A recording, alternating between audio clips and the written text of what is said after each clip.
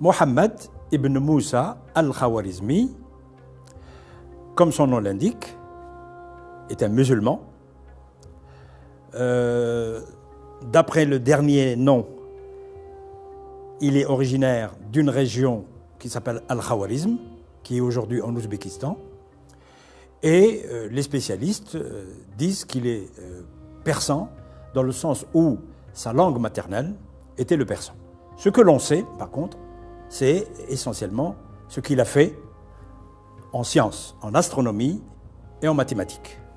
En mathématiques, Al-Khawarizmi a publié 3 ouvrages. Le premier concerne l'algèbre, avec ses objets et ses techniques et ses domaines d'application. Le second concerne le calcul, mais avec les outils qui proviennent de l'Inde et qui sont le système décimal positionnel avec le 0. Et le troisième concerne le calcul local, qu'on appelle aujourd'hui digital et mental, et qui est intitulé le livre de la réunion et de la séparation.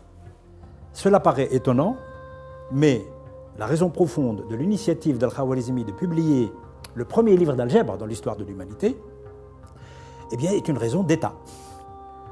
Le calife, Al-Ma'moun, lui demande, donc c'est une commande, de rédiger un livre qui serait utile aux citoyens de la cité islamique pour résoudre les problèmes de la vie de tous les jours.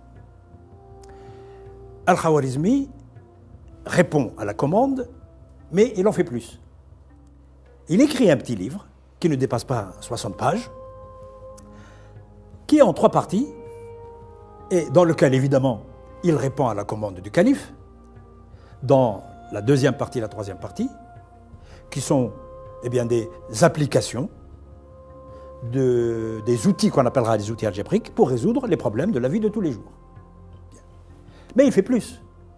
Dans la première partie, qui est la plus petite quantitativement, il expose ce qui va être l'ossature première de la future discipline qu'on appellera l'algèbre.